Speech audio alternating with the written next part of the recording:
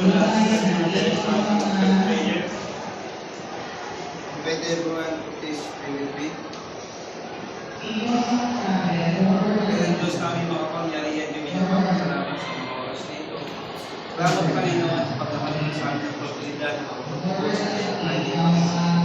Maraming salamat Panginoon sa maraming bagay na pagkakala sa amin sa buong sa amin po Panginoon. Sabayan niyo po mga bata nito Panginoon sa kanilang gagawin sa araw-araw. Panginoon, today is Friday, the last day of this week. Maawa po kanilang bakasyon dahil sa weekend po. Sabi ko kayo ng bawat isa sa mga gawain, ang kanilang pamilya, Panginoon, pagpalain lagi sila sa kanilang mga gagawin, Panginoon. We thank you, Lord, sa lahat po ng binibigay ng pagkakataon sa amin. We thank you, we love you. In Jesus' name we pray. Amen. Okay, good afternoon. Good afternoon, Sir Oliver. Welcome to Grapevine Diamond.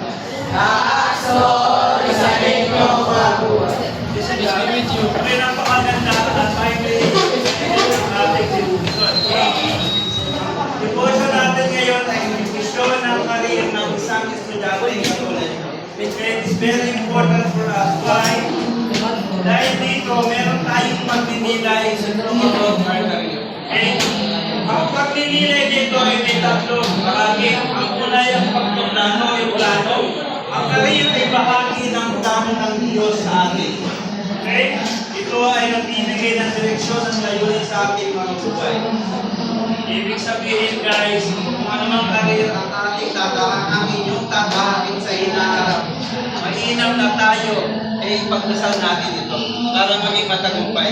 Sabi nga, kung anong naiplano ng Diyos para sa ating kasi meron tayong layunin sa ating buhay. Hindi para makagraduate ka lang ng kurso kukunin mo. Siyempre, matulad nga ng mga na-interview nyo, di ba? Meron silang goal, meron silang bakit nilang kinuha ng school.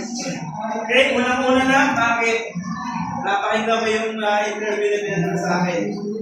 Sabi ng doktor, sabi niya, siyempre, para dumayaw na, kanya, pamilya sa kahirapan, kaya nagsisino mo ng reality. Bakit na nagsisino mo para? Ulit, ang high paying job. Okay, kasi saan, yung sahod ay mas mataas, hindi hamak sa patuloy na makakapag mo naman. Okay, may this kind of profession for sure, makakakuha na pa kayo ng survey. Diba? Okay? Sinasabi ko, that's why you are spending more time, more years sa pag-aaral kasi hindi mo okay? It took time para mahasa kayo sa kursong iyon dahil hindi na magiging nyo.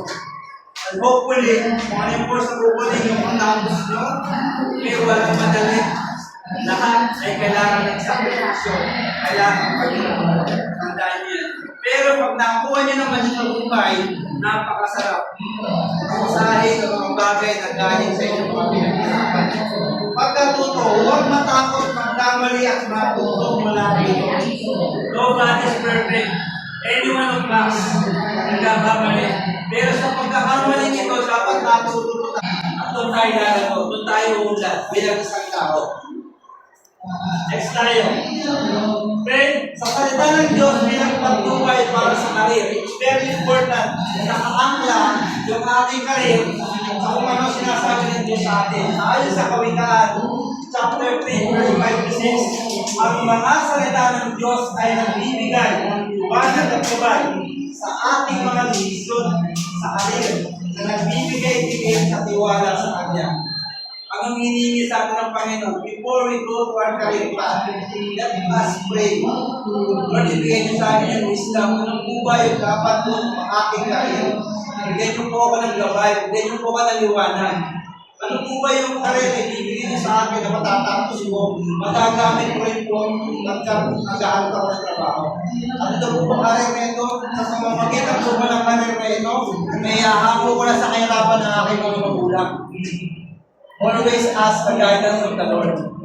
Okay? Para hindi tayo magkaroon ng ligo-ligong pananaw, ligo-ligong isipin. Okay? Yan po ang pinaka-importante.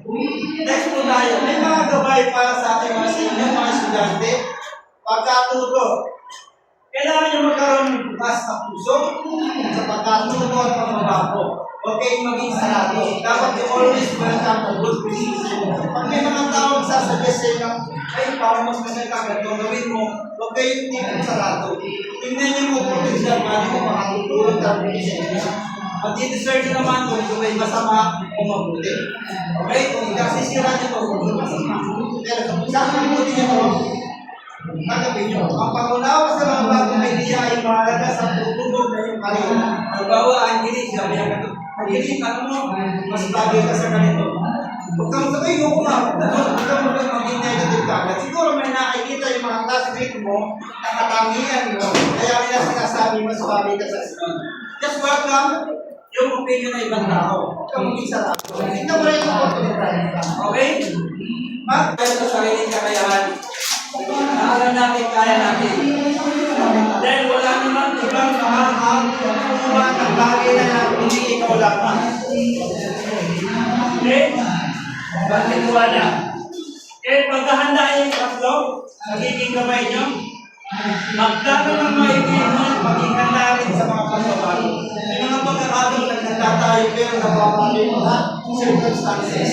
Na pinagandaan natin pero may mga instant na kung pinaganda ako pero hindi mo dumating sa iyo. So dapat handa ka rin. Maging flexible ka rin sa mga bagay na ibibigay sa iyo na sitwasyon. Hindi ka handa. Ang pinaganda mo lang yung bagay dito. Pero may mga circumstances sa dati. Okay? Bibigyan ka ng test sa mga bagay na gano'n. Kasi yung mga pagkakataon talaga pag hindi natin pinaganda, hindi pa yung mga dumadalay. Kaya namin tayo mag-stay. Bakit? Kasi sasabihin natin, sa pag-exam na lang, sir, ito yung niliblo ko eh. Pero hindi ko yung mula sa exam. Ganda ang review ng mga bagay na yun. Pero some circumstances may dumating na hindi yun. So you must be prepared. Okay? Ang kakayaan ko ang song. May galaw, may galaw. Tulad yan, may mga bagay na kailangan natin naasahan. Okay? Dapat maging handa tayo sa mga bagay. And then last part. Ayaw mo. This is para Huwag kami ngayon video. kaya ng mga estudyante. Ito ang naman liwanag natin. Always ask for guide or guidance at yan ay naniwanag ng tama. Huwag ni Maris Cortez. Okay, so I invite everyone to please stand. Tapusin natin ang ating devotion sa isang panalangin. Okay? Wala na po ng maingay. Gawin po natin ang presensya ng Panginoon. Oras na ito. Tayo po muna yung manalangin for a closing prayer. Lord God, maraming salamat po Panginoon sa panahon na pinagkakaroon sa amin. Pagkamat po limited yung time namin, Panginoon, binigyan mo kami ng oportunidad, Panginoon, para mag-discuss po dito aking mga estudyante. We thank you, Lord, sa inyong pagkakay sa araw-araw sa mga bata nito, Panginoon. Salamat sa buhay nila, Panginoon. Salamat sa kanilang mga magulang na patuloy na nag-isikap para sa kanilang pag-aaral. Dalangin namin, Panginoon, sa pag-uwi nila, Panginoon, na music, ang kanilang mga dadaanan, ang kanilang pag-uwi, Panginoon. Gabayin niyo sila, Panginoon, sa long weekend na ito. Gabayan ang lahat ng kanilang gagawin. Pagkalay at ibig po ang lahat ng tayo mo to, Lord God. Kami po ay dumadalangin at nagpapasalamat sa iyong mabuting puso. Sabi sa pangalan ni Jesus.